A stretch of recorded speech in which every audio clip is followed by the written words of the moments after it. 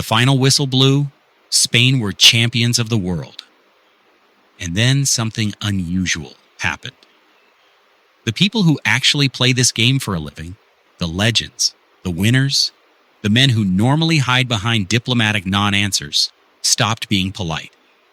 One by one, in studios and mixed zones and post-match interviews across 3 continents, they started saying the quiet part out loud. And when you line up what they said side by side, it stops sounding like a bunch of separate opinions and starts sounding like a verdict, a unanimous one. So forget what I think for a second. Let the witnesses talk, because the footballers just told you the truth about Spain versus Argentina, and it's brutal. Let me set the scene fast, because you probably watched it and you definitely felt it. Spain 1, Argentina 0. After extra time, a Ferran Torres finish in the 106th minute, settling a final that Spain had controlled from almost the first pass. Argentina, the defending world champions, Lionel Messi's Argentina, did not register a single shot in the first half and did not manage one on target across the entire 120 minutes. The match itself was a war of attrition, nearly 50 fouls in total, 4 Argentina yellow cards, a contest that eschewed entertainment for sheer on-field brutality. Enzo Fernandez got himself sent off in the dying seconds of normal time for a studs-down lunge that launched a teenager into orbit, leaving Argentina to survive extra time with 10 men. And when it ended, instead of accepting it, several of their players tried to fight the winners. That's the game. Now here's what the football world said about it. Start with the man who never softens anything. Zlatan Ibrahimovic, a person who has spent his entire career refusing to flatter anyone, looked at this final and delivered it flat. Football won today. He pointed straight at the 0, Argentina's 0 shots on goal, and said they finally got what they deserved, that they played dirty and that the whole world just watched how weak they really were.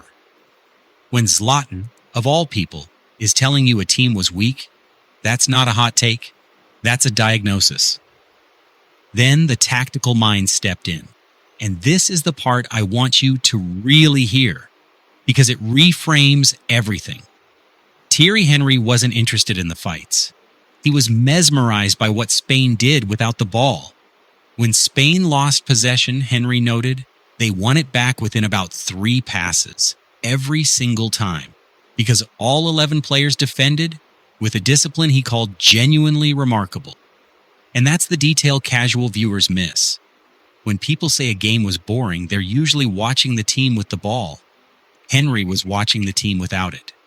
And what he saw was 11 players pressing as one organism, cutting off every escape route, suffocating the reigning champions so completely that Argentina's attack simply had nowhere to breathe. Sit with that. The story of this final wasn't just that Argentina were nasty. It's that Spain built a machine so complete that Argentina were never allowed to touch the ball long enough to hurt them. Micah Richards backed it up on the other side of the punditry aisle, singling out Rodri, the Golden Ball winner, back from a serious knee injury a lot of people used to write him off over, as the best midfielder in the tournament, hands down. Richards also reminded everyone that Pep Guardiola had flat out predicted Rodri would return to his peak at exactly this World Cup. Think about the year this man has stitched together. The Euros, the Ballon d'Or, a brutal knee injury and a comeback most players never manage, and now a World Cup, becoming the first Manchester City player ever to captain a side to the trophy. Richards looked at that trophy cabinet and just said, wow, Pep called it. Rodri delivered it. Spain lifted it. And the man who engineered the whole thing, Spain boss Luis de la Fuente, gave away the secret afterward without a hint of arrogance. The plan, he explained, was built first and foremost around keeping Messi at bay and other dangerous Argentines away from goal through sheer collective attitude, everyone sacrificing for the group. Then he said the line that should terrify the rest of the planet. If it hadn't been for Argentina's goalkeeper, Spain would have won by more. That's not a boast. Look at the stat sheet, and it's just a fact. And to prove he was still human, De La Fuente joked about Marc Cucurella's now famous vow to tattoo the coach's face if Spain won.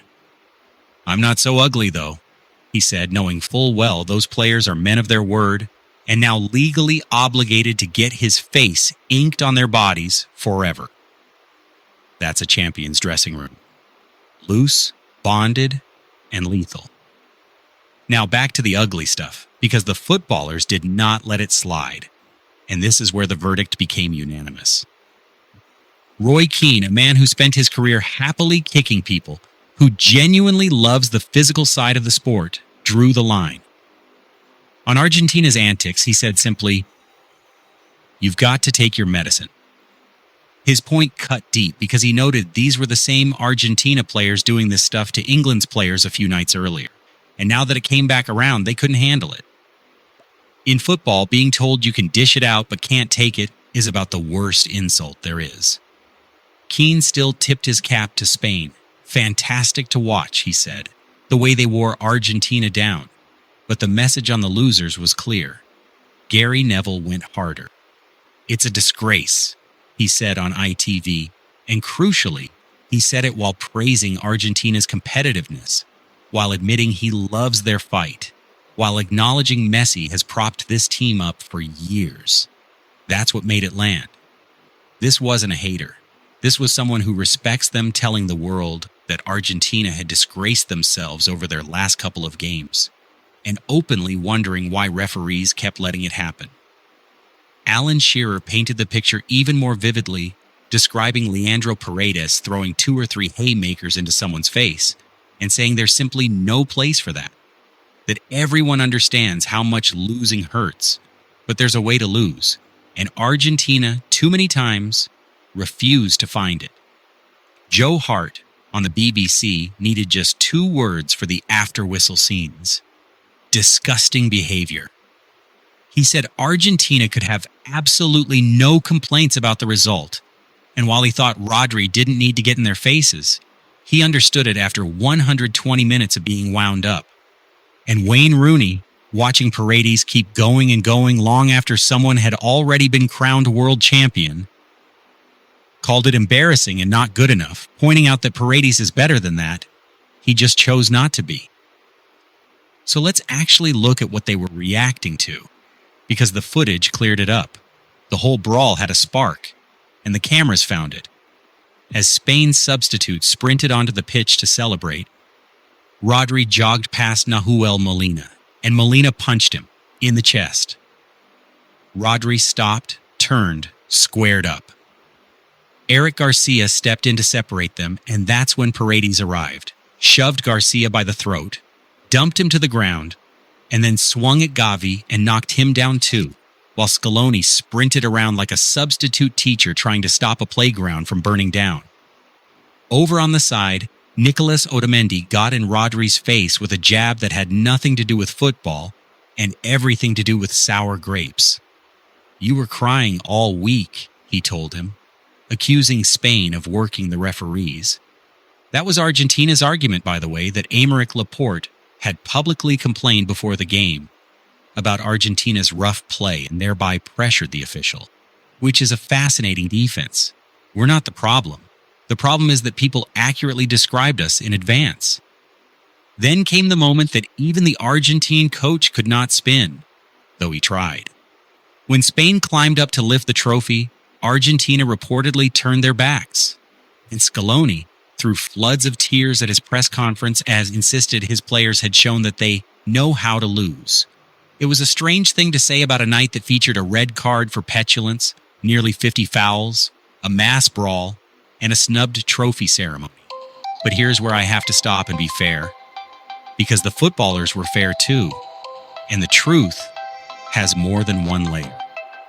Because Scaloni's tears were real.